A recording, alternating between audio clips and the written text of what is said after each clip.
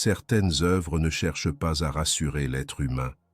Elles ouvrent lentement les portes de ses profondeurs les plus sombres.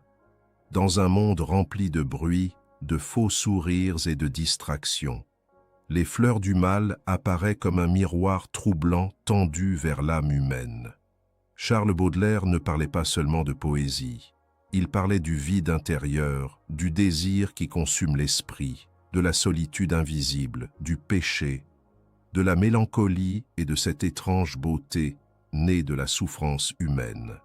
Lors de sa sortie, ce livre dérangea profondément la société de son époque au point d'être censuré et condamné. Car derrière ces vers se cachait une vérité que beaucoup refusaient de regarder. L'homme porte en lui autant d'ombre que de lumière. Bienvenue sur Puissants livres oubliés, là où les œuvres interdites, les pensées oubliées et les vérités profondes reprennent lentement vie dans le silence. Dans Les fleurs du mal, Charles Baudelaire ne décrit pas seulement le monde, il dissèque lentement l'âme humaine. Derrière chaque vers apparaît une fatigue étrange, profonde, presque intemporelle. Une lassitude de vivre que l'homme moderne connaît encore aujourd'hui sans toujours pouvoir la nommer. Baudelaire appelait cela le spleen, une sensation de vide intérieur, d'ennui silencieux, comme si l'existence elle-même devenait parfois trop lourde à porter. L'être humain cherche alors à fuir, dans le plaisir, le désir, les rêves, les excès ou les illusions. Mais plus il cherche l'évasion, plus il découvre le conflit permanent entre le corps et l'âme, entre les instincts humains et la quête d'une beauté plus pure. Dans un monde qu'il voit corrompu, froid et imparfait, Baudelaire tente de trouver une lumière cachée au milieu de l'obscurité. Car selon lui, l'homme reste une créature déchirée entre deux forces invisibles, l'appel du ciel et le poids profond de ses propres ténèbres intérieures. Le spleen qui dévore l'âme. Dans Les fleurs du mal, Charles Baudelaire ne décrit pas simplement une tristesse ordinaire. Il révèle une douleur beaucoup plus profonde, plus silencieuse et presque impossible à expliquer avec des mots simples. Une fatigue de l'âme, une sensation d'écrasement intérieur qui transforme peu à peu le monde en une prison invisible. Cette douleur porte un nom étrange, devenu célèbre dans toute son œuvre, le spleen. Un mot sombre, lourd, mystérieux, qui ressemble à un brouillard psychologique capable d'envahir lentement toute la conscience humaine. Le spleen n'est pas seulement une tristesse passagère née d'un événement douloureux. C'est une sensation beaucoup plus vaste, comme si l'existence elle-même devenait soudainement vide de sens, comme si chaque journée se répétait avec une lenteur étouffante, comme si le temps écrasait progressivement l'esprit humain sous son poids invisible. Dans cette vision du monde, le ciel semble bas, lourd, oppressant. Les pensées deviennent lentes, le cœur perd sa lumière. Même les plaisirs autrefois capables d'apporter un peu de joie finissent par paraître inutiles et sans saveur. Baudelaire observe cette fatigue intérieure avec une lucidité presque terrifiante. Il comprend que beaucoup d'êtres humains portent en silence une souffrance que personne ne voit réellement. Une mélancolie profonde cachée derrière les habitudes quotidiennes, les conversations banales et les apparences sociales. Car l'homme moderne apprend très tôt à masquer son vide intérieur. Il continue d'avancer, de parler, de sourire parfois, tout en ressentant secrètement cette étrange sensation d'être perdu au milieu de sa propre existence. Dans les profondeurs du spleen, le monde perd peu à peu sa couleur. Les journées deviennent identiques. Le futur semble fermé. Le passé pèse lourdement sur la mémoire. Et le présent lui-même devient difficile à habiter pleinement. L'être humain commence alors à ressentir une lassitude étrange face à tout ce qui l'entoure. Même les choses autrefois aimées perdent leur éclat. une fatigue existentielle s'installe lentement dans la conscience, comme une pluie silencieuse qui ne s'arrête jamais vraiment. Charles Baudelaire comprend également que cette souffrance intérieure ne vient pas seulement du monde extérieur. Elle naît aussi du regard que l'homme porte sur lui-même, car plus la conscience humaine devient lucide, plus elle découvre les limites de l'existence. Le temps qui détruit tout, les désirs impossibles à satisfaire durablement, la solitude intérieure que même les foules ne parviennent pas à effacer, l'imperfection du monde, l'impossibilité d'atteindre une paix totale. Cette lucidité transforme parfois l'esprit en prison. L'homme devient alors prisonnier de sa propre conscience. Il pense trop, il ressent trop. Il observe le monde avec une intensité douloureuse. Chaque détail lui rappelle la fragilité de la vie humaine. Chaque instant qui passe rapproche un peu plus de la vieillesse, du vide ou de la mort. Le temps cesse d'être un simple mouvement naturel. Il devient une force silencieuse qui consume lentement toute chose. Dans les fleurs du mal, le temps apparaît presque comme une créature invisible qui dévore l'existence humaine seconde après seconde. Rien ne lui échappe, la jeunesse disparaît, les passions se fanent, les rêves s'effondrent. Même les moments de bonheur semblent condamnés à mourir rapidement. Cette conscience du temps crée chez Baudelaire une angoisse profonde, presque métaphysique. Car comment trouver la paix dans un monde où tout finit continuellement par disparaître? Cette fatigue d'exister devient encore plus lourde lorsque l'homme se sent incapable d'échapper à lui-même. Beaucoup cherchent des distractions pour oublier le vide intérieur, les plaisirs, les excès, les relations, les rêves ou les illusions. Mais dans l'univers de Baudelaire, ces échappatoires restent toujours temporaires. Le spleen finit toujours par revenir, comme une ombre silencieuse qui attend patiemment derrière chaque moment de lumière. La mélancolie présente dans l'œuvre ne ressemble pas uniquement à une faiblesse émotionnelle. Elle devient presque une manière de voir le monde, une perception plus sombre, mais aussi plus lucide de l'existence humaine. Baudelaire semble dire que l'homme moderne souffre précisément parce qu'il est conscient. Conscient de sa fragilité, conscient de ses contradictions, conscient du vide parfois caché derrière les illusions sociales.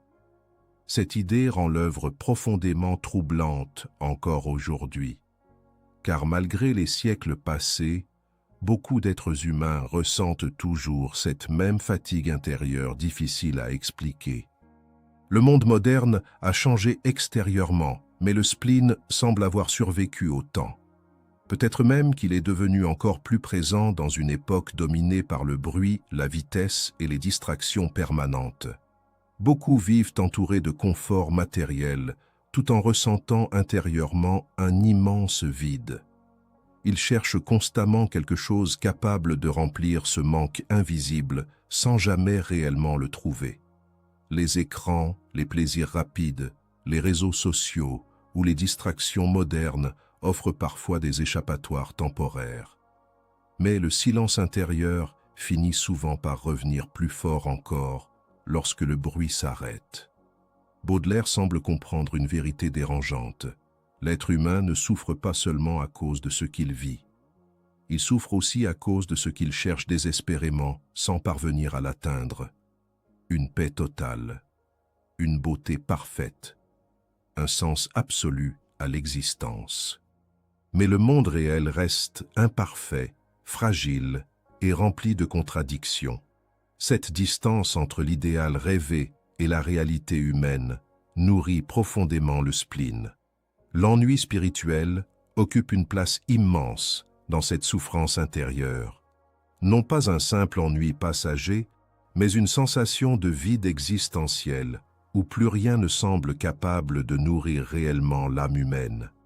Certaines personnes continuent alors à vivre mécaniquement, sans joie profonde, sans véritable présence intérieure. Elles avancent parce qu'il faut avancer. Elle respire parce qu'il faut continuer. Mais au fond d'elle, quelque chose semble déjà épuisé depuis longtemps. Charles Baudelaire transforme pourtant cette douleur en poésie.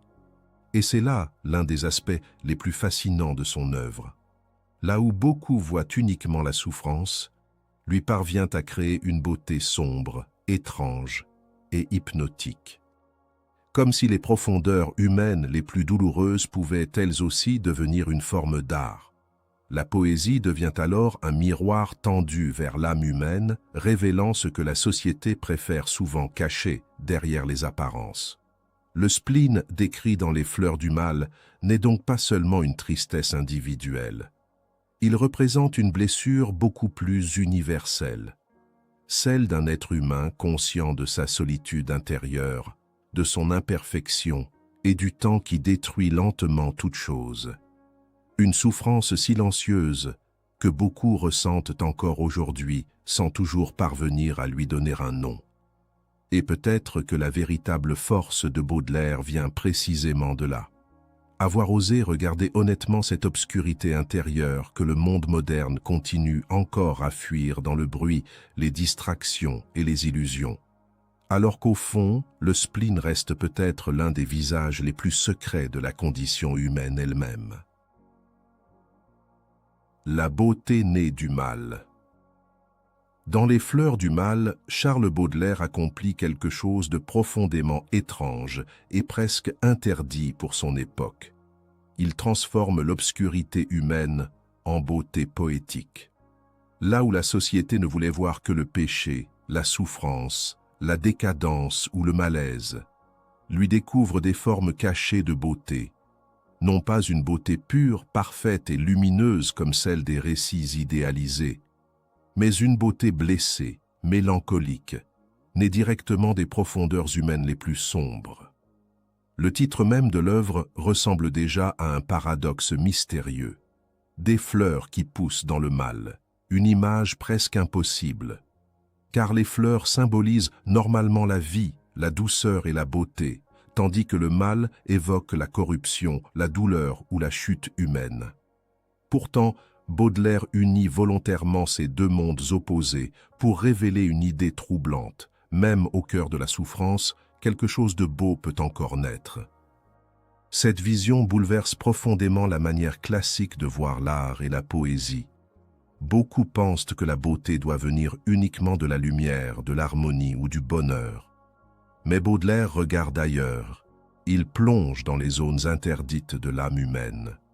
Les peurs, les désirs sombres, les blessures invisibles, la solitude, le vide intérieur.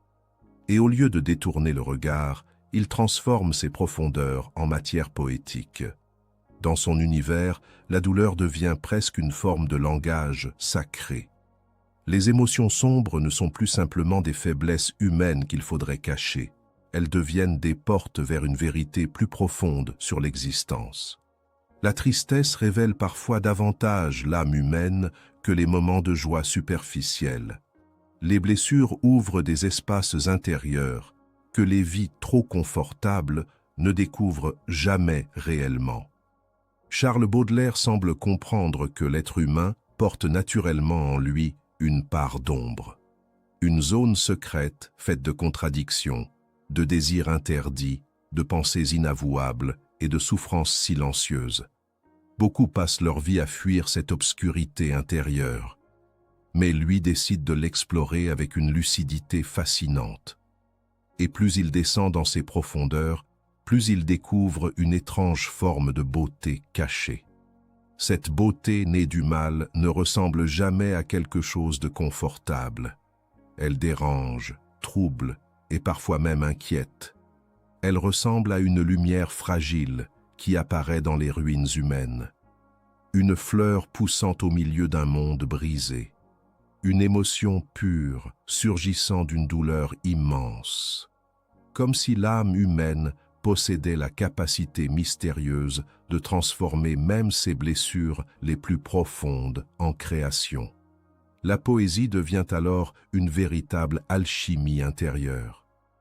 Dans les anciennes traditions mystiques, les alchimistes cherchaient à transformer les métaux impurs en or. Baudelaire accomplit un travail semblable avec les émotions humaines. Il prend la souffrance, la mélancolie, le spleen et les désirs sombres, puis les transforme en poésie. La douleur ne disparaît pas, mais elle change de forme. Elle devient art. Elle devient beauté. Elle devient une manière nouvelle de regarder les profondeurs humaines. Cette transformation fascine encore aujourd'hui parce qu'elle touche quelque chose d'universel. Beaucoup d'êtres humains découvrent que certaines de leurs plus grandes souffrances ont aussi changé leur regard sur la vie. Certaines blessures rendent plus sensibles. Certaines douleurs ouvrent une conscience plus profonde du monde.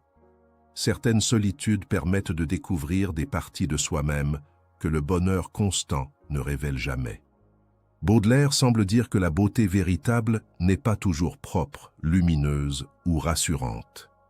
Elle peut naître dans les zones les plus sombres de l'existence, dans la fatigue intérieure, dans la mélancolie, dans les ruines émotionnelles laissées par le temps, les désirs ou les blessures humaines.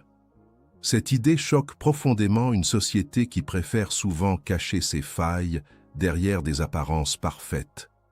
Dans les fleurs du mal, même les choses considérées comme négatives deviennent parfois poétiques. Les nuits lourdes, les pensées sombres, les visages fatigués, les rues tristes, les passions destructrices. Baudelaire regarde tout cela avec une intensité presque mystique, comme s'il cherchait désespérément une forme de beauté cachée au cœur même de la décadence humaine. Cette vision révèle aussi une immense solitude intérieure, car peu de personnes acceptent réellement de regarder le monde avec une telle lucidité. Beaucoup préfèrent les illusions rassurantes. Baudelaire, lui, refuse les faux visages. Il veut explorer ce qui se cache derrière les apparences humaines. Et ce qu'il découvre n'est ni totalement beau, ni totalement monstrueux. C'est quelque chose de profondément humain.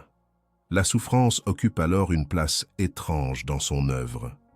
Elle n'est pas glorifiée naïvement, mais elle devient presque inévitable pour atteindre certaines vérités profondes.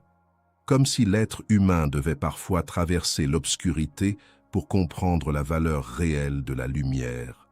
Cette idée rejoint d'ailleurs certaines philosophies anciennes où la transformation intérieure passe toujours par une descente dans les profondeurs de soi-même. Le plus fascinant est peut-être que Baudelaire ne cherche jamais à purifier totalement le mal. Il ne transforme pas l'obscurité en quelque chose de parfaitement lumineux. Il conserve toujours cette ambiguïté troublante entre beauté et corruption, désir et destruction, lumière et ténèbres. C'est précisément cette tension permanente qui donne à son œuvre sa puissance hypnotique. Les fleurs symbolisent aussi la fragilité humaine. Une fleur peut être magnifique tout en étant extrêmement fragile et éphémère. Elle naît, s'épanouit, puis finit par mourir rapidement. Baudelaire semble voir l'être humain de la même manière. Une créature traversée par la beauté et la destruction, condamnée à vivre entre l'éclat et la chute. Cette vision explique pourquoi les fleurs du mal continuent encore aujourd'hui à toucher profondément les consciences modernes. Car malgré les siècles passés, l'être humain reste confronté aux mêmes contradictions intérieures. Le désir de lumière et l'attraction étrange pour ses propres zones d'ombre. Le besoin de beauté et la conscience douloureuse du chaos intérieur. Charles Baudelaire révèle finalement quelque chose de rare. Les émotions sombres ne détruisent pas toujours l'âme humaine. Parfois, elles deviennent au contraire la matière secrète à partir de laquelle naissent les œuvres les plus profondes, les réflexions les plus vraies et les beautés les plus troublantes. Et peut-être qu'au fond, la plus grande force de cette leçon vient précisément de cette vérité dérangeante. Certaines des plus belles fleurs de l'esprit humain poussent souvent dans les terres les plus sombres de l'existence. Le désir qui consume l'homme. Dans Les fleurs du mal, Charles Baudelaire regarde le désir humain comme une force à la fois fascinante et dangereuse. une puissance capable d'illuminer l'existence pendant quelques instants, avant de la dévorer lentement de l'intérieur. Chez lui, le désir ne ressemble jamais à une simple émotion légère ou romantique. Il devient une tension profonde entre le corps et l'âme, entre le plaisir et la destruction, entre l'extase et la chute intérieure. Le désir apparaît d'abord comme une promesse d'évasion, de plaisir, de beauté ou de fusion, avec quelque chose de plus intense que la réalité ordinaire. Lorsqu'il naît dans l'esprit humain, tout semble soudainement plus vivant. Les pensées deviennent obsédantes, les émotions s'enflamment. Le monde lui-même paraît transformé par cette énergie intérieure. Mais Baudelaire comprend rapidement que cette puissance possède aussi un côté sombre. Car plus le désir devient intense, plus il commence parfois à emprisonner celui qui le ressent. Dans son univers poétique, les passions humaines ressemblent souvent à des flammes magnifiques, capables de consumer lentement l'esprit. L'être humain croit contrôler ses désirs, jusqu'au moment où il découvre qu'il en est devenu prisonnier. Certaines passions prennent toute la place dans la conscience. Elles envahissent les pensées, les rêves et même le silence intérieur. Peu à peu, la personne ne vit plus vraiment librement. Elle tourne autour de son obsession comme autour d'un feu auquel elle ne peut plus résister. Charles Baudelaire explore particulièrement les passions interdites, celles que la société préfère cacher derrière les apparences morales. Il observe le pouvoir étrange des tentations humaines, cette attraction presque hypnotique vers ce qui semble dangereux, interdit ou destructeur. Plus quelque chose paraît inaccessible ou défendu, plus il attire parfois intensément la conscience humaine. Cette contradiction fascine Baudelaire, car elle révèle une vérité profonde sur l'être humain. Il est souvent attiré par ce qui risque précisément de le blesser. Le plaisir et la culpabilité deviennent alors étroitement liés. Dans Les Fleurs du Mal, les moments de plaisir absolu ne restent jamais totalement purs.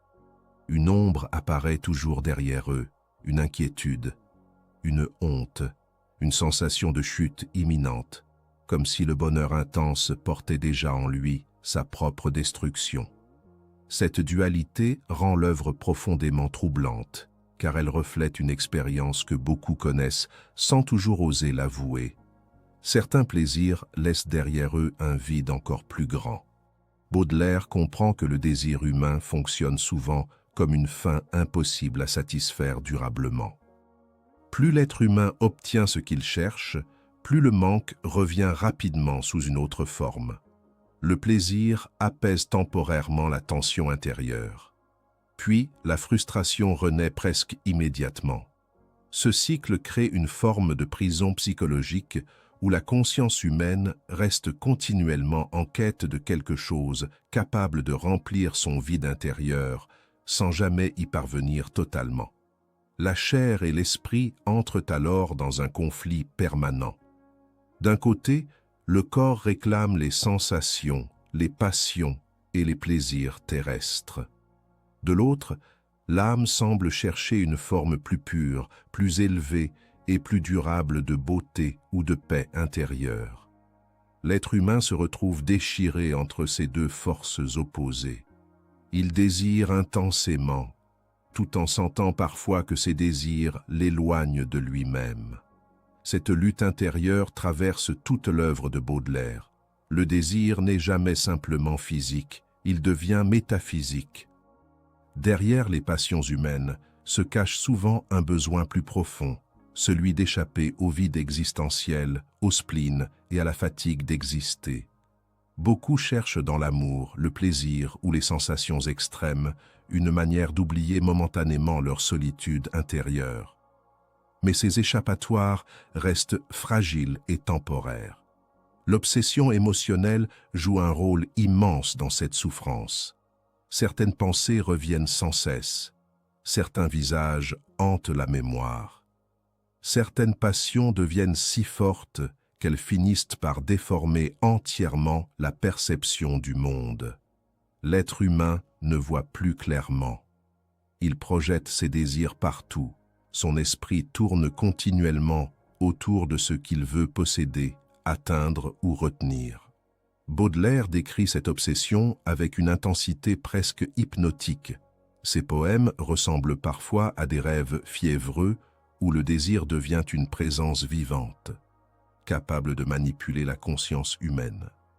L'amour lui-même apparaît souvent ambigu dans son univers, magnifique et destructeur à la fois, une source d'extase, mais aussi de souffrance profonde. Cette vision choque parce qu'elle refuse les illusions romantiques idéalisées. Beaucoup préfèrent croire que le désir mène naturellement au bonheur. Baudelaire montre au contraire qu'il peut devenir une force dévorante lorsqu'il n'est plus maîtrisé. Certaines passions détruisent lentement la paix intérieure.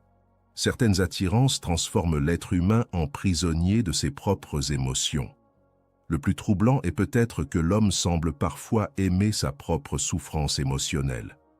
Certaines personnes restent attachées à des passions qui les détruisent parce qu'elles leur donnent au moins l'impression d'exister intensément. Le vide intérieur paraît parfois plus insupportable que la douleur elle-même. Ainsi, même les relations destructrices peuvent devenir difficiles à quitter lorsqu'elles nourrissent une forme d'ivresse émotionnelle. Dans Les Fleurs du Mal, le désir ressemble souvent à un poison magnifique. Une substance émotionnelle capable de rendre l'existence plus vibrante tout en fragilisant profondément l'âme humaine. Baudelaire ne condamne pas totalement cette puissance. Il l'observe avec fascination, comme une partie essentielle mais dangereuse de la condition humaine. Le désir révèle aussi les contradictions profondes de l'être humain.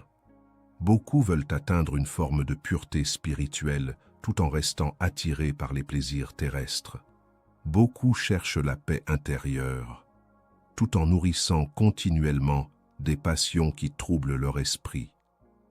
Cette dualité crée une tension permanente au cœur de l'existence humaine. Charles Baudelaire semble comprendre que le désir devient particulièrement destructeur lorsqu'il sert uniquement à fuir le vide intérieur. Tant que l'être humain cherche dans les passions une manière d'échapper à lui-même, il risque de rester prisonnier d'une quête infinie. Car aucun plaisir extérieur ne peut totalement combler une âme qui souffre profondément de solitude ou de manque existentiel. Cette réflexion rend son œuvre incroyablement moderne.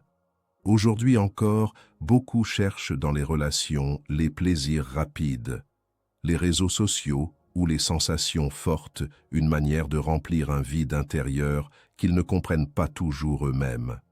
Le désir continue de gouverner silencieusement une immense partie des comportements humains. Et peut-être que la véritable force de cette leçon vient précisément de cette vérité dérangeante. Le désir humain ne détruit pas seulement parce qu'il veut trop, mais parce qu'il cherche souvent dans le monde extérieur une paix que rien ne peut réellement offrir tant que l'âme reste intérieurement en guerre avec elle-même. Le temps comme prison silencieuse. Dans Les Fleurs du Mal, Charles Baudelaire regarde le temps comme une force invisible, froide et impitoyable qui accompagne chaque être humain depuis sa naissance jusqu'à sa disparition. Le temps n'apparaît jamais comme un simple mouvement naturel des heures ou des saisons. Il devient presque une créature silencieuse qui avance lentement dans l'ombre, détruisant tout ce qu'elle touche sans jamais s'arrêter. Derrière les plaisirs, les rêves et les moments de bonheur, Baudelaire sent constamment cette présence invisible qui consume progressivement la vie humaine. Cette obsession du temps traverse toute son œuvre comme une angoisse permanente. Chaque instant qui passe rapproche un peu plus l'être humain de sa fin. Chaque seconde détruit quelque chose. La jeunesse, les illusions, les forces physiques, les passions ou les visages autrefois lumineux. Le temps agit lentement, discrètement, presque silencieusement. Et c'est précisément ce silence qui le rend encore plus terrifiant. Charles Baudelaire comprend que beaucoup d'êtres humains vivent comme s'ils pouvaient oublier cette réalité. Ils remplissent leur journée de distraction, de travail, de plaisir ou de projets pour éviter de regarder en face cette vérité glaciale.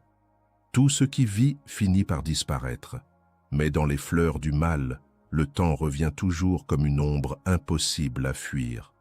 Le vieillissement devient alors une expérience profondément philosophique et douloureuse. Le corps change lentement, le visage perd sa fraîcheur, les forces diminuent, les rêves de jeunesse se confrontent progressivement à la réalité du monde. Baudelaire observe cette transformation avec une lucidité presque cruelle. Il voit la beauté humaine comme quelque chose de fragile et temporaire, condamné à être effacé un jour par le passage du temps. Cette conscience crée une immense angoisse existentielle, car si tout finit par disparaître, alors que reste-t-il réellement de l'existence humaine? Les passions meurent, les souvenirs s'effacent, même les grandes civilisations tombent un jour dans l'oubli. Face à cette réalité, l'être humain ressent parfois une peur profonde du néant. Une peur silencieuse que beaucoup cachent derrière leurs habitudes quotidiennes sans jamais parvenir à l'effacer complètement. Baudelaire transforme cette peur en poésie. Il regarde directement ce que beaucoup préfèrent éviter. La mort invisible qui avance lentement derrière chaque instant de vie. Dans son univers, la mort n'apparaît pas toujours brutalement. Elle agit déjà discrètement à travers le temps lui-même. Vieillir devient une forme lente de disparition. Chaque jour emporte une partie de ce que nous étions autrefois. Cette vision rend le monde profondément mélancolique. Même les moments de bonheur portent déjà une forme de tristesse, car ils sont condamnés à ne pas durer. Plus quelque chose est beau, plus sa disparition future devient douloureuse, un visage aimé, une émotion intense, une nuit heureuse. Tout finit par glisser entre les mains humaines. Rien ne peut être retenu éternellement. Dans les fleurs du mal, le temps ressemble parfois à une prison silencieuse, précisément parce que personne ne peut lui échapper. Les riches, les pauvres, les puissants ou les inconnus avancent tous vers la même destination. Le temps détruit les corps, transforme les villes, efface les souvenirs et finit même par recouvrir les existences humaines de silence. Cette idée devient vertigineuse lorsque la conscience humaine commence réellement à la regarder en face. Beaucoup ressentent alors une étrange sensation d'étouffement intérieur, une impression que la vie passe trop vite, que les années disparaissent sans laisser le temps de comprendre réellement pourquoi nous sommes là. L'être humain découvre qu'il ne contrôle presque rien face au mouvement du temps. Charles Baudelaire semble profondément hanté par cette fragilité humaine. Il comprend que le spleen, cette fatigue existentielle présente dans son œuvre, vient aussi de cette conscience douloureuse de la finitude. L'homme souffre parce qu'il sait qu'il va mourir, parce qu'il sait que ses plaisirs sont temporaires, parce qu'il voit continuellement le temps détruire ce qu'il aime. La modernité elle-même aggrave parfois cette angoisse. Plus le monde accélère, plus le temps semble échapper à l'être humain. Les journées deviennent rapides, les distractions se multiplient. Et pourtant, au fond de nombreuses consciences, demeure cette peur silencieuse de voir la vie passer sans avoir trouvé de sens véritable. Le plus troublant est peut-être que l'être humain tente souvent de lutter contre le temps tout en sachant secrètement que cette lutte est perdue d'avance. Certains cherchent à conserver éternellement leur jeunesse. D'autres veulent laisser une trace dans l'histoire. D'autres encore se réfugient dans les plaisirs immédiats pour oublier momentanément l'angoisse du futur. Mais le temps continue, malgré tout, son travail silencieux. Dans l'univers de Baudelaire, cette conscience du temps rend l'existence à la fois tragique et profondément précieuse. Parce que tout disparaît, chaque instant possède une valeur étrange. La beauté devient plus intense précisément parce qu'elle est fragile. L'amour devient plus bouleversant parce qu'il est temporaire. Même la souffrance humaine prend une dimension presque sacrée lorsqu'on comprend qu'elle aussi finira par disparaître un jour dans le silence du temps. Baudelaire ne donne jamais réellement de solution à cette angoisse. Il ne prétend pas pouvoir vaincre le temps, mais il transforme cette peur en œuvre poétique. Comme si l'art devenait une tentative désespérée de retenir quelque chose avant sa disparition complète. Écrire devient alors une manière de résister momentanément à l'effacement universel. La poésie agit presque comme une lutte contre le néant. Chaque vers cherche à capturer une émotion avant qu'elle ne disparaisse, une pensée avant qu'elle ne s'efface, une beauté avant qu'elle ne meure. Pourtant, même cette résistance reste fragile face à l'immensité du temps. Dans les fleurs du mal, l'être humain apparaît finalement comme une créature consciente de sa propre disparition future. Et c'est peut-être cette conscience qui rend sa condition si douloureuse. Les animaux vivent l'instant présent, sans imaginer constamment leur fin. L'homme, lui, porte en permanence cette connaissance silencieuse au fond de son esprit. Cette lucidité crée parfois une immense solitude intérieure, car peu de personnes osent parler honnêtement de cette peur du néant. Le monde moderne préfère souvent fuir ces réflexions profondes dans le bruit, les distractions ou les illusions de contrôle. Mais Baudelaire refuse cette fuite. Il descend directement dans cette angoisse existentielle et la transforme en poésie sombre et hypnotique. Et peut-être que la véritable force de cette leçon vient précisément de cette vérité glaciale. Le temps ne détruit pas seulement les corps ou les choses visibles. Il rappelle continuellement à l'être humain qu'il est une lumière fragile, traversant brièvement l'obscurité immense du monde avant de disparaître à son tour dans le silence. La ville qui étouffe les hommes. Dans Les Fleurs du mal, Charles Baudelaire observe la ville moderne comme un immense labyrinthe humain où les êtres se croisent sans réellement se rencontrer. Paris devient bien plus qu'un simple décor dans son œuvre. La ville ressemble à une créature vivante, froide, bruyante et oppressante qui absorbe lentement les âmes humaines dans son mouvement permanent. Derrière les lumières, les rues et la foule, Baudelaire voit naître une nouvelle forme de solitude beaucoup plus profonde, l'isolement au milieu des autres. Dans les anciennes époques, l'être humain vivait davantage en contact avec les rythmes naturels, les saisons, le silence ou les espaces ouverts. Mais la modernité transforme progressivement l'existence. Les villes grandissent, les foules deviennent immenses.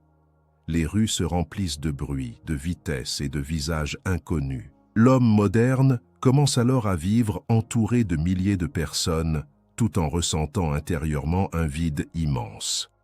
Baudelaire regarde Paris avec fascination et malaise.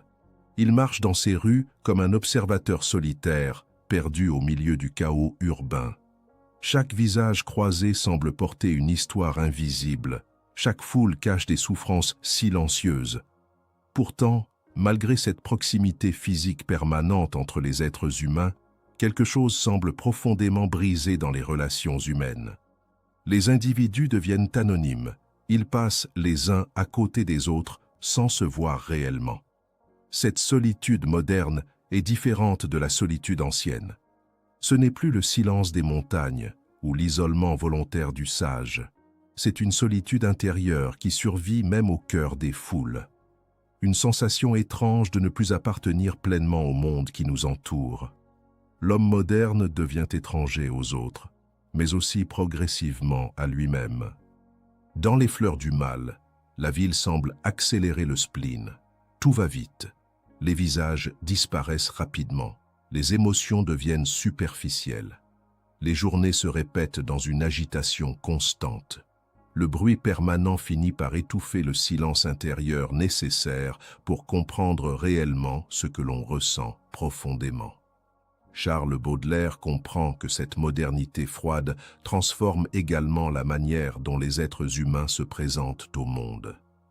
Dans la ville, chacun porte un masque social.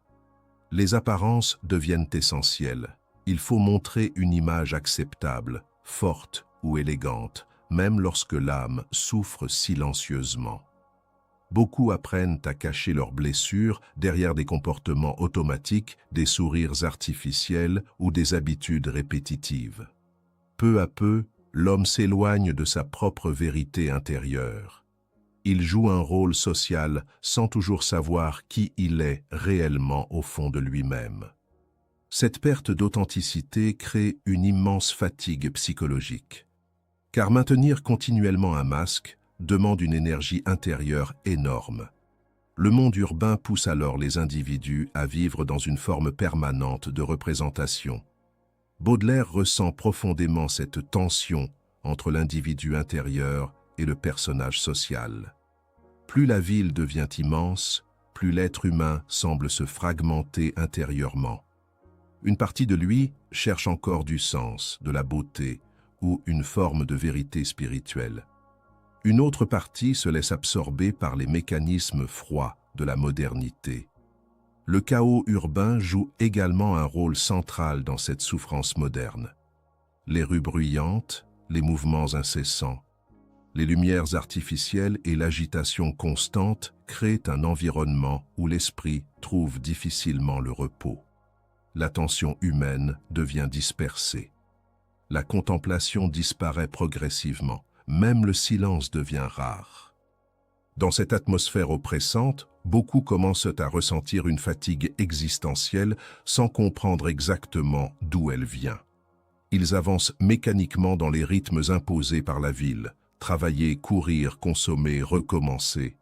Mais au fond d'eux, une partie plus profonde semble lentement s'éteindre.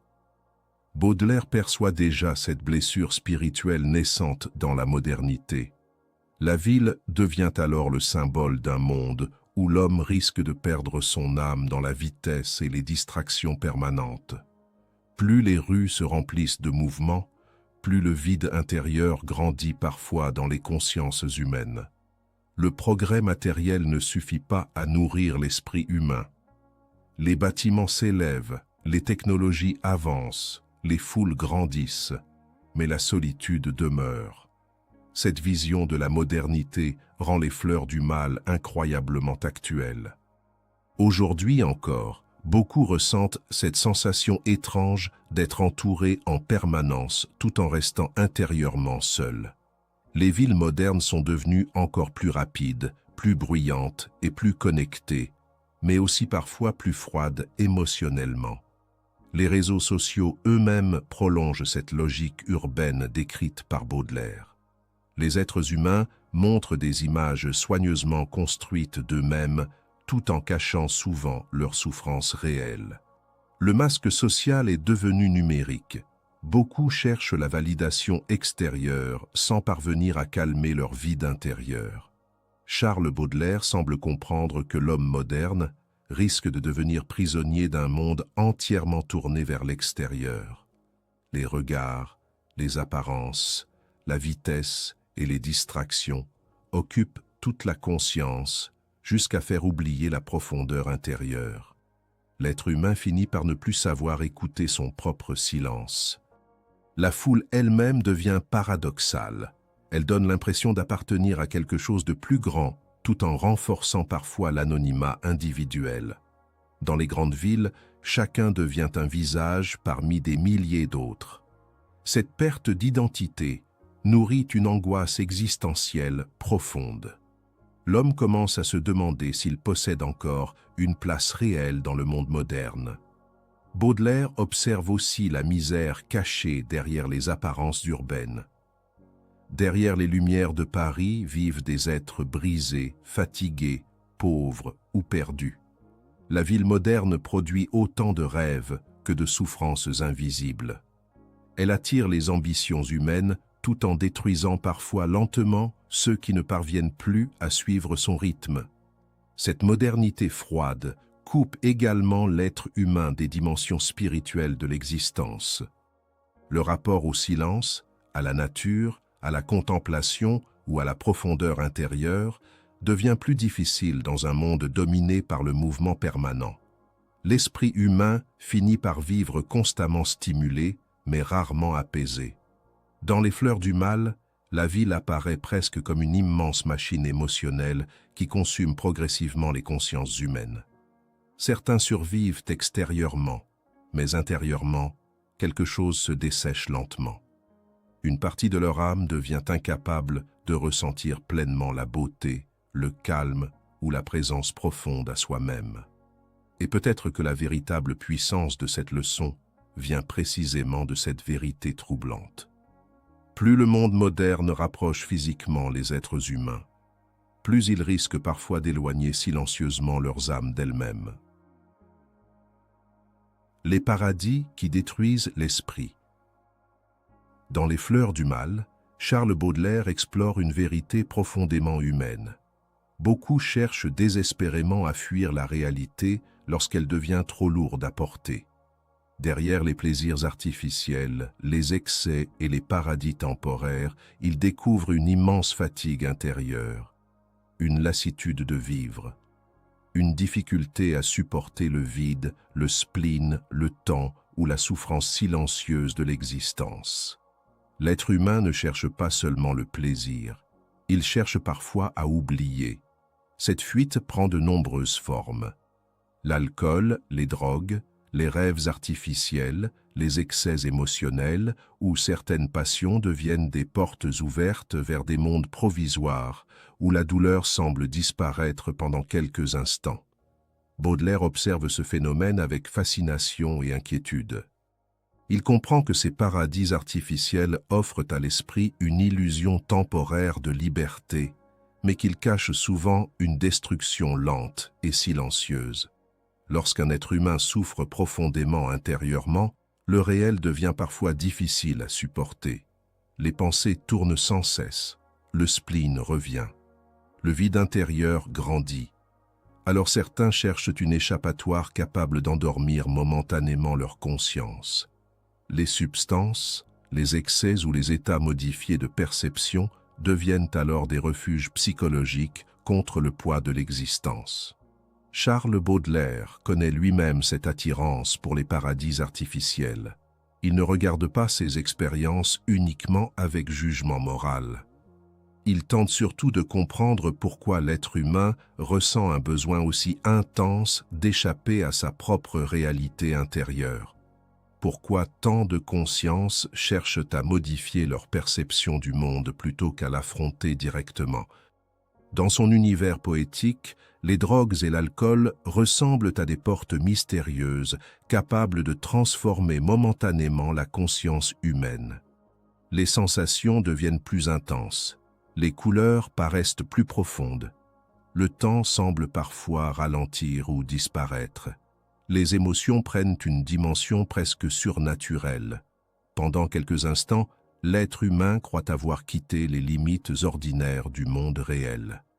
Mais cette illusion possède un prix immense, car plus l'esprit cherche à fuir continuellement le réel, plus il devient incapable d'habiter pleinement sa propre existence.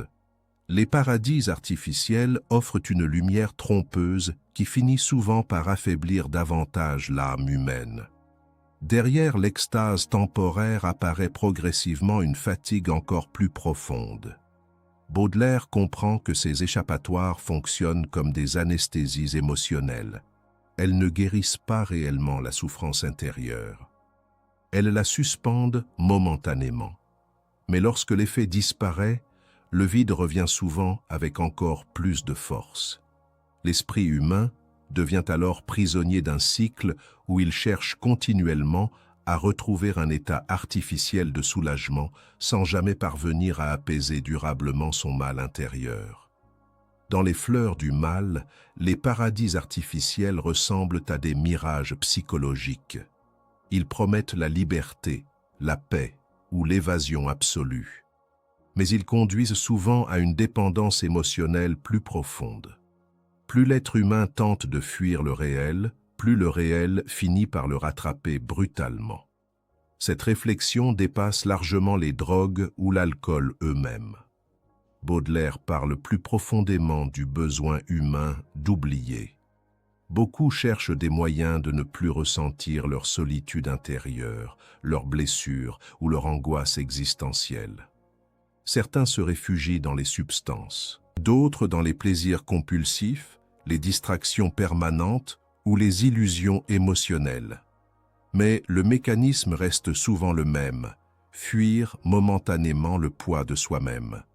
Le plus troublant est peut-être que ces paradis artificiels naissent souvent d'un désir très humain, celui de dépasser les limites ordinaires de la conscience. L'homme moderne ressent parfois un immense besoin de sortir de la banalité du quotidien. Il veut ressentir quelque chose de plus intense, de plus grand ou de plus profond que la réalité ordinaire. Les substances deviennent alors des raccourcis dangereux vers des expériences émotionnelles extrêmes.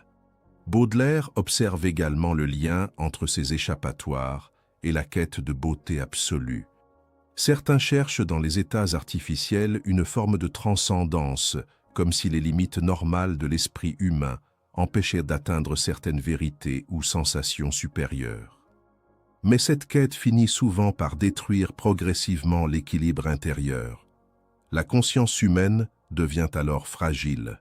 Les émotions se dérèglent. Le réel paraît de plus en plus fade comparé aux illusions artificielles. Le monde ordinaire perd sa saveur.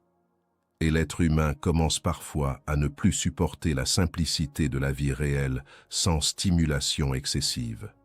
Dans l'univers de Charles Baudelaire, cette destruction de l'esprit ne se produit pas brutalement. Elle agit lentement, presque silencieusement. L'âme s'épuise à force de chercher continuellement des échappatoires. Le corps fatigue. L'esprit devient dépendant de sensations artificielles. Et au fond de la conscience demeure toujours ce même vide initial que rien ne semble réellement combler. Cette vision rend son œuvre profondément moderne. Aujourd'hui encore, beaucoup vivent dans une fuite permanente du réel. Les paradis artificiels ont changé de forme, mais leur logique demeure semblable. Certains fuient dans les écrans, les réseaux sociaux, les excès émotionnels, les distractions constantes ou les plaisirs immédiats. Le besoin d'oublier continue de traverser silencieusement les sociétés modernes. Le bruit permanent du monde moderne nourrit même parfois cette incapacité à rester seul face à soi-même.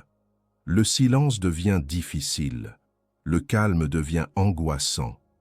Beaucoup ressentent le besoin constant de remplir leur esprit pour éviter de rencontrer leurs propres pensées profondes. Baudelaire semble avoir déjà pressenti cette fragilité intérieure de l'homme moderne. Dans Les Fleurs du Mal, les paradis artificiels apparaissent finalement comme des réponses désespérées à une souffrance existentielle plus vaste. L'être humain cherche à fuir non seulement le monde extérieur, mais aussi parfois la conscience douloureuse de sa propre condition humaine. Et pourtant, malgré toute cette obscurité, Baudelaire regarde ces expériences avec une étrange lucidité poétique. Il ne simplifie jamais totalement le problème. Il comprend la tentation de l'évasion. Il comprend ce besoin humain de sortir momentanément du poids du temps, du spleen ou de la douleur intérieure. Mais il révèle aussi le danger immense de ces chemins artificiels qui promettent le paradis tout en fragilisant lentement l'esprit. Et peut-être que la véritable force de cette leçon vient précisément de cette vérité troublante. L'être humain ne cherche pas toujours les paradis artificiels parce qu'il aime le plaisir, mais parfois parce qu'il ne sait plus comment survivre face au vide silencieux qu'il porte profondément en lui. Le poète comme être maudit. Dans Les Fleurs du Mal, Charles Baudelaire présente le poète comme une figure profondément différente du reste du monde. Non pas simplement un écrivain qui joue avec les mots, mais un être étrange, sensible et souvent condamné à vivre entre deux réalités opposées. Le poète voit ce que les autres refusent parfois de regarder. Il ressent avec une intensité inhabituelle. Il entend le silence caché derrière le bruit du monde. Et cette lucidité finit souvent par le séparer des autres êtres humains. Dans l'univers de Baudelaire, le créateur porte presque une malédiction intérieure. Sa sensibilité devient à la fois sa force et sa souffrance. Là où les autres avancent sans trop questionner l'existence, le poète observe continuellement les profondeurs humaines, les contradictions invisibles, les blessures cachées et les vérités que la société préfère ignorer. Cette conscience plus aiguë du réel transforme sa vie en expérience douloureuse. Le poète devient alors un être solitaire, non pas parce qu'il rejette forcément les autres, mais parce qu'il se sent souvent incompris au milieu d'eux. Ses pensées semblent trop profondes, trop sombres ou trop sensibles pour un monde occupé par les apparences, les habitudes et les distractions quotidiennes. Cette solitude intérieure traverse toute l'œuvre de Charles Baudelaire. Même entouré, le poète reste souvent séparé du reste du monde par la manière dont il perçoit la réalité. Dans Les Fleurs du Mal, cette solitude prend une dimension presque sacrée. Le créateur ressemble à une conscience éveillée dans un univers endormi. Il voit la beauté là où les autres voient uniquement la banalité. Il découvre la douleur cachée derrière les sourires humains. Il sent la présence du temps, du spleen et du vide existentiel jusque dans les détails les plus ordinaires de la vie quotidienne. Mais cette lucidité possède un prix immense. Plus le poète comprend profondément la condition humaine, plus il souffre intérieurement. Car voir clairement le monde signifie aussi voir sa fragilité, son hypocrisie, sa violence et sa tristesse silencieuse. Beaucoup préfèrent les illusions rassurantes. Le poète, lui, avance souvent sans protection face à la réalité émotionnelle du monde. Baudelaire présente également le génie créatif comme une forme de blessure intérieure. Les grandes œuvres naissent rarement du confort ou de la paix absolue. Elles surgissent souvent des profondeurs humaines les plus douloureuses, la solitude, le manque, les passions destructrices, les peurs ou les contradictions intérieures. Le créateur transforme alors sa souffrance en poésie, en art ou en beauté. Mais cette transformation ne supprime jamais totalement sa douleur. Le poète ressemble ainsi à un alchimiste émotionnel. Il prend les émotions les plus sombres de l'existence humaine et les transforme en langage. Ce que les autres ressentent confusément lui parvient à le révéler avec une intensité presque magique. Les mots deviennent capables de toucher des blessures invisibles que beaucoup n'arrivaient même pas à nommer. Dans l'univers de Charles Baudelaire, le créateur vit constamment entre ciel et enfer. Une partie de lui cherche la beauté absolue, la transcendance, la lumière et une forme supérieure de vérité. Mais une autre partie reste attirée par les zones sombres de l'âme humaine, les désirs, les excès, le spleen et les profondeurs du mal intérieur. Cette dualité rend le poète profondément instable émotionnellement. Le monde extérieur comprend rarement cette tension intérieure. Beaucoup voient simplement un être étrange, mélancolique ou provocateur. Peu perçoivent réellement le combat intérieur du créateur. Car le poète ne vit jamais totalement dans le même rythme psychologique que les autres. Son esprit reste constamment traversé par des images, des émotions et des réflexions profondes qui l'éloignent de la simplicité ordinaire. Cette incompréhension sociale nourrit le sentiment d'être maudit. Baudelaire lui-même connaît les critiques, les jugements et même la censure. Lors de la publication de Les Fleurs du Mal, son œuvre choque profondément la société de son époque. Beaucoup refusent d'accepter qu'un poète ose explorer aussi directement les désirs humains, le spleen, la décadence ou les profondeurs psychologiques de l'existence.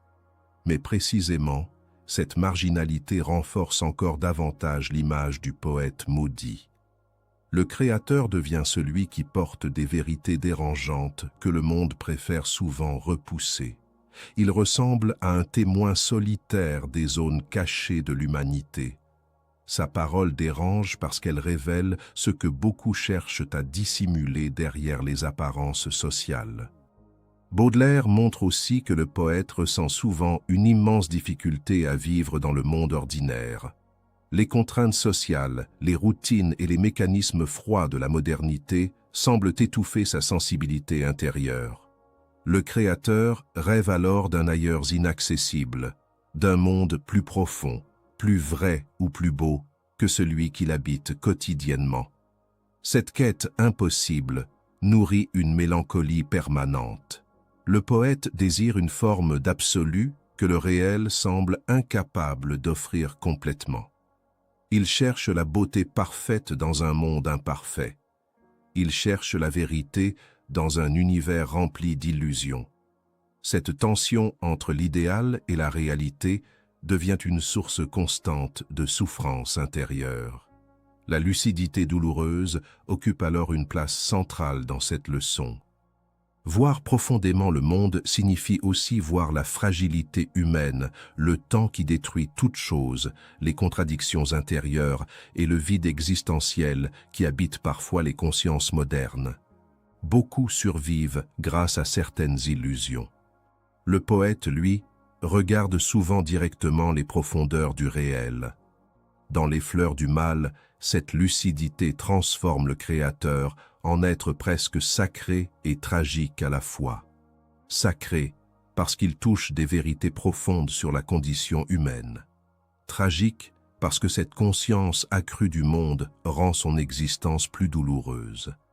Et pourtant, malgré cette souffrance, le poète continue de créer, comme si l'écriture devenait une nécessité vitale. Une manière de survivre intérieurement face au chaos du monde et de ses propres pensées. Les mots deviennent alors des refuges, des cris silencieux ou des ponts jetés entre les profondeurs humaines.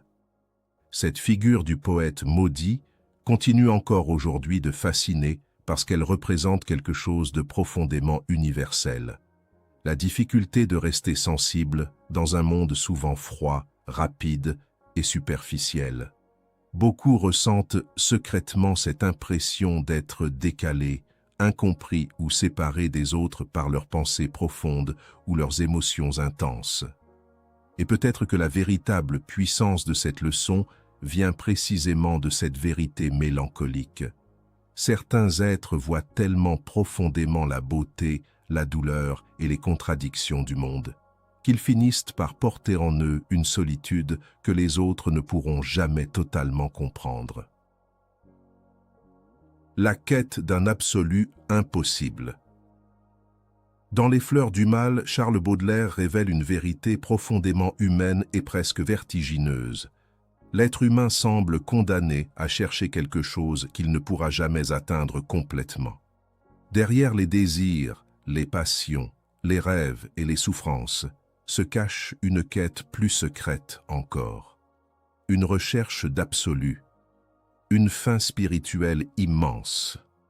Comme si l'âme humaine portait en elle le souvenir obscur d'une perfection perdue qu'aucune réalité terrestre ne peut réellement offrir.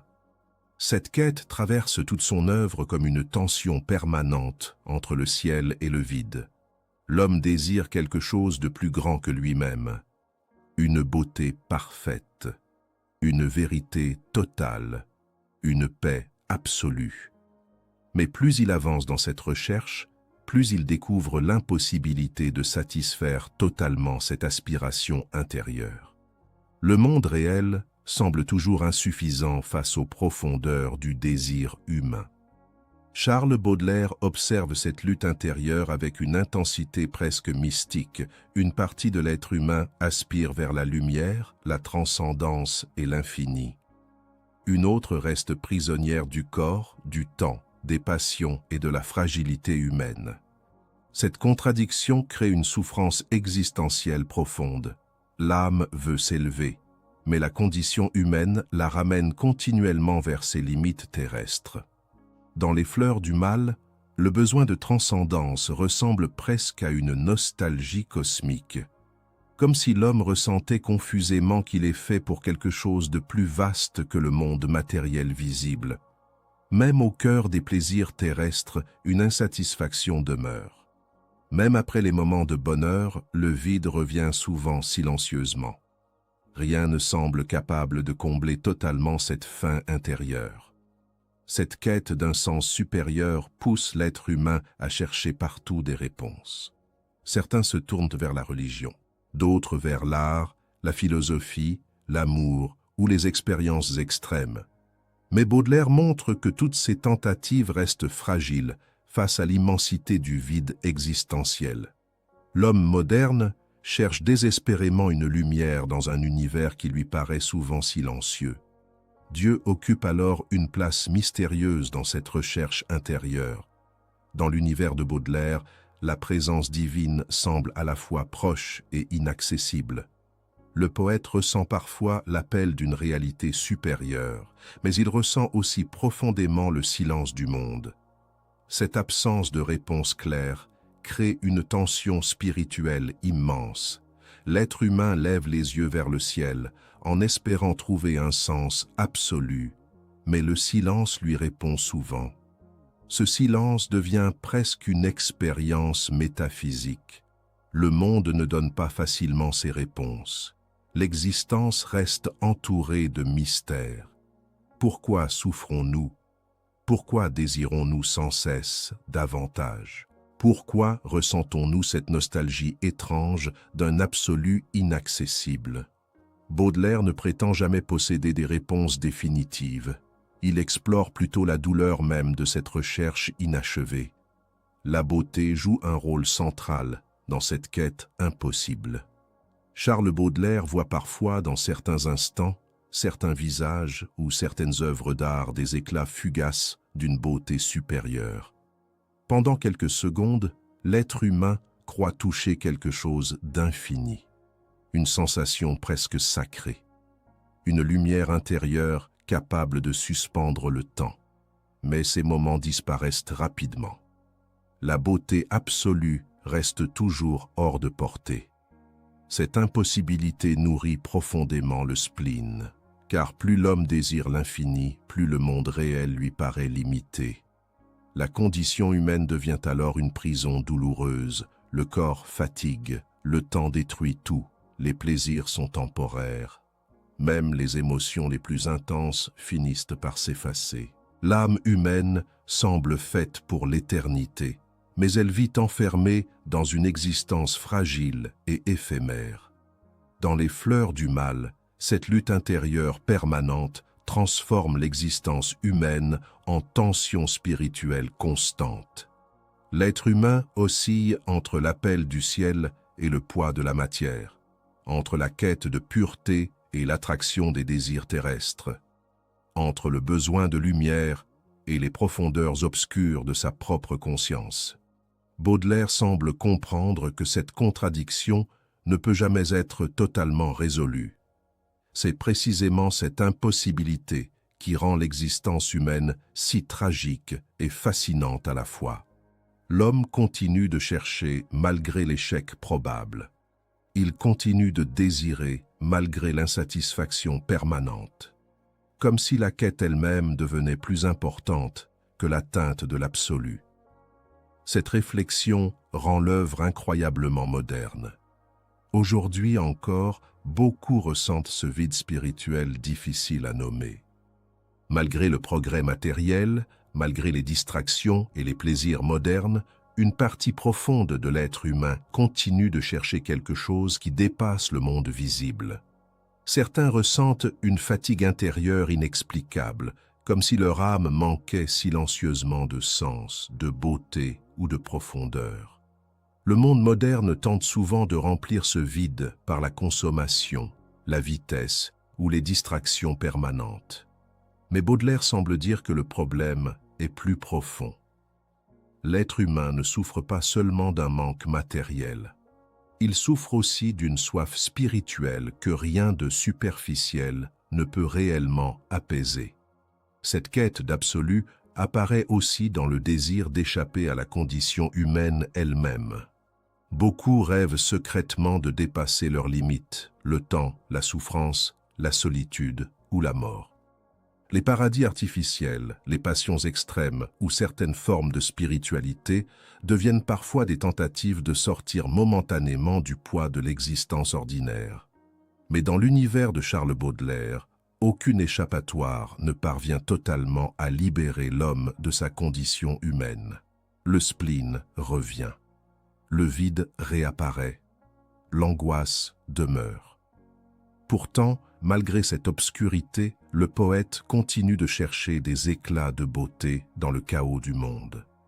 Comme si chaque instant de grâce, même fragile, possédait une valeur infinie précisément parce qu'il est rare. La poésie devient alors une tentative de toucher l'inaccessible. Les mots cherchent à capturer quelque chose qui dépasse les limites ordinaires du langage humain. Une émotion pure, une vérité cachée, une beauté presque divine. Même si l'absolu reste hors d'atteinte, le poète refuse d'abandonner cette quête intérieure. Et peut-être que la véritable puissance de cette leçon vient précisément de cette vérité mystérieuse. L'être humain souffre peut-être autant parce qu'il porte au fond de lui le désir impossible d'un infini qu'aucun monde terrestre ne pourra jamais totalement lui offrir. Les fleurs du mal et le miroir humain. Les fleurs du mal ne ressemblent pas simplement à un livre de poésie. Cette œuvre agit comme un miroir immense, placé devant l'âme humaine. Un miroir parfois dérangeant, parfois magnifique, parfois cruel. Charles Baudelaire ne cherche jamais à montrer une humanité parfaite, pure ou rassurante. Il révèle au contraire les contradictions profondes qui vivent à l'intérieur de chaque être humain, la lumière et l'obscurité, le désir de pureté et l'attirance vers le chaos, la beauté et la destruction, l'amour et la souffrance. Toute l'œuvre semble murmurer une vérité difficile à accepter. L'homme porte plusieurs mondes contradictoires en lui-même. Baudelaire comprend que le mal ne vit pas uniquement dans les guerres, les crimes ou les monstres visibles. Il existe aussi dans les zones silencieuses de la conscience humaine, dans les pensées sombres que personne n'avoue, dans les jalousies cachées, dans les désirs interdits, dans les faiblesses que chacun tente de dissimuler derrière les apparences sociales. Cette idée dérange profondément parce qu'elle détruit l'illusion d'une séparation claire entre les bons et les mauvais êtres humains. L'auteur montre que chaque conscience humaine contient sa propre dualité intérieure. Une partie de l'homme rêve de lumière, de paix et de beauté. Une autre lutte contre ses pulsions, ses peurs, ses contradictions ou ses désirs destructeurs. Cette bataille invisible traverse toute l'existence humaine. Personne n'est totalement pur, personne n'est totalement obscur. Chaque être humain avance avec ses propres conflits intérieurs. Cette vision donne à les fleurs du mal une profondeur psychologique immense. Baudelaire ne juge pas l'être humain de manière simpliste. Il observe ses failles avec lucidité, mais aussi avec une étrange compassion. Car derrière les erreurs humaines, il voit souvent des blessures, des solitudes ou des désirs d'absolu impossibles à satisfaire complètement. Le mal devient alors presque un miroir de la fragilité humaine. Beaucoup cherchent des échappatoires parce qu'ils souffrent intérieurement. Beaucoup détruisent parce qu'ils sont eux-mêmes perdus. Beaucoup portent des masques parce qu'ils craignent de révéler leurs blessures profondes. Baudelaire regarde cette souffrance universelle sans détourner les yeux. Mais ce qui rend son œuvre si puissante, c'est qu'il ne plonge jamais totalement dans le désespoir absolu. Même au cœur des ténèbres humaines, il continue de chercher des éclats de beauté, une émotion sincère, un instant de grâce, un regard, une sensation fragile capable de rappeler que quelque chose de lumineux survit encore malgré le chaos intérieur. La beauté occupe ainsi une place essentielle dans cette dernière leçon, pas une beauté parfaite ou naïve, ou une beauté fragile, douloureuse et profondément humaine. La beauté qui naît précisément parce que l'existence est imparfaite, éphémère et vulnérable. Baudelaire semble comprendre que les choses les plus bouleversantes deviennent précieuses justement parce qu'elles peuvent disparaître. Le temps détruit tout. les corps vieillissent, les passions s'effacent, les rêves se brisent parfois. Pourtant, malgré cette fragilité permanente, les êtres humains continuent d'aimer, de créer, d'espérer et de chercher du sens. Cette résistance intérieure face au vide donne à la condition humaine une forme étrange de grandeur tragique. Charles Baudelaire révèle également une vérité universelle. La souffrance relie silencieusement tous les êtres humains. Derrière les différences sociales, les masques ou les apparences, chacun porte ses propres blessures invisibles. Chacun lutte contre ses peurs, son vide intérieur ou ses contradictions personnelles. Le spleen décrit par Baudelaire dépasse largement son époque. Il parle d'une fatigue existentielle profondément humaine. Cette universalité explique pourquoi les fleurs du mal continuent de toucher les consciences aujourd'hui. Le monde moderne a changé extérieurement, mais les profondeurs humaines restent étonnamment semblables. Les êtres humains cherchent toujours la beauté dans le chaos. Ils cherchent encore l'amour malgré les blessures. Ils ressentent encore cette lutte intérieure entre leurs désirs contradictoires et leurs aspirations spirituelles. L'œuvre semble également révéler que l'homme moderne reste souvent prisonnier de lui-même. Il cherche la liberté extérieure sans parvenir à calmer ses propres tempêtes intérieures. Il fuit le silence parce qu'il craint parfois ce qu'il pourrait découvrir au fond de sa conscience. Baudelaire ose précisément explorer ces zones interdites que beaucoup préfèrent ignorer. Cette honnêteté émotionnelle donne au livre une force presque intemporelle. L'auteur ne tente pas de rassurer artificiellement son lecteur. Il ne promet pas un bonheur simple ou une vérité absolue. Il montre plutôt la complexité réelle de l'âme humaine. Une complexité douloureuse mais profondément authentique. La dualité intérieure devient alors le véritable cœur de cette œuvre. L'être humain n'est jamais totalement cohérent. Il peut aimer et détruire, chercher la lumière tout en étant attiré par l'obscurité, désirer la paix tout en nourrissant ses propres conflits intérieurs. Cette contradiction permanente fait partie de la condition humaine elle-même. Baudelaire transforme cette vérité troublante en poésie. Les mots deviennent capables de donner une forme artistique à ce chaos intérieur que beaucoup ressentent sans parvenir à l'exprimer. La poésie agit alors comme un miroir émotionnel où les lecteurs reconnaissent parfois leurs propres peurs, leurs désirs ou leurs blessures silencieuses. La grandeur de Les Fleurs du Mal vient peut-être précisément de cette capacité à révéler l'humanité dans toute sa complexité. Pas une humanité idéalisée, une humanité fragile, contradictoire, mélancolique et profondément vivante. Baudelaire accepte les profondeurs sombres de l'existence sans cesser de chercher malgré tout des traces de beauté au milieu du chaos.